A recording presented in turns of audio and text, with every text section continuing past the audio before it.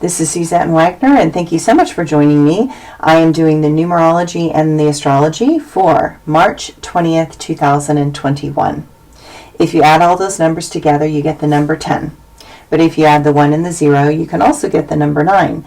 So we're going to look at both because I think sometimes that's really helpful. The number 10 is the number of power. The number 1 is the number to begin again. And there is protection in the innocence of the number 1. When we start things, we are protected.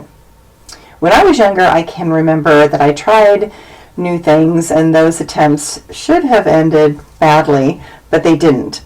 And that is because when you start something, there are special angels in charge of helping us reach beyond the known so we can claim the power within that needs and wants to be expressed. As we grow in experience, we also learn to manage our inner strength more effectively. I find that often in life we're afraid of the intensity of life force within our being. Life is such a powerful sensation that it creates discomfort, and when it is not owned and used for the greater good, that's usually a problem. From that place of discomfort, we make choices to try to move some of that energy off our body. It's like we don't want to really own it. So what happens is we tend to give it away, kind of like throw it out into the world and overdo and over exercise and over everything. So this is where that obsessiveness kind of comes in. When that energy is moved constructively, people can become great healers and teachers. Sometimes they share that energy with others, but often they do not understand how powerful the force is within them. Others create this energy and obsess over art, passions, and the many manifestations possible in this material plane of existence. But there is another way. That way is to learn to utilize the energy inside and allow it to build up. Then it will teach the physical body to become a container strong enough to allow for the full expression of that life force energy to manifest in one place, space, and time. That is what enlightenment is all about. Learning to hold the powerful energy that the soul carries into this world. I believe it is what each of us in our own way are attempting to do. Today, notice what energy you tend to willingly give away. Notice where you need to begin again. Notice what skills you need on an internal self-discipline level that will allow you to become all that you came here to be comfortably. Let the power within your soul fill you up and expand your aura.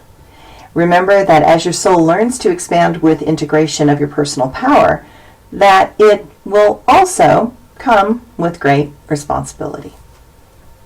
The astrology today. We have entered into the powerful spring sign of Aries. Yay! This is a time when all life begins to spring forth. The sun stays longer in the sky, the light warms the soil, and the rains allow for the ground to burst forth with life. Excitement is in the air, and there's a strong desire to break out and initiate the powerful dance of life. Impulsivity is strong and needs to be managed with a cool head and a loving heart.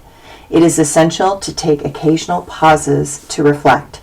Then, in the end, we will have less regret. Be brave, but not impatient. Be direct, but not shallow or petty. The moon continues in this connected and intelligent sign of Gemini, and we can use this strong intellectual power in diverse ways that are encouraging for others. Notice that there now seems to be a demand for more interaction and less speculation. My quote for today. Doing what is right does not always give back to you what your effort actually deserves. That's like an important one because I think we have an illusion that we think, well, I put all this effort in, the universe is supposed to reward me. And I'm like, the universe does not respond that way. I have never seen the universe respond that way. Not that it doesn't occasionally respond that way, but more often than not, that the energy that we put into something, we don't necessarily get back what our mind or our ego thinks we deserve. But I think in the overall scheme of things, the more energy that you put into something, that you get the energy back when you need it the most. And part of the trick is to kind of notice when that's happening and go, thank you, universe, for, handing it to me here when I need it really the most. And my blog for today. I have learned that while love is the answer, love does not conquer all the battles that present. Love is patient.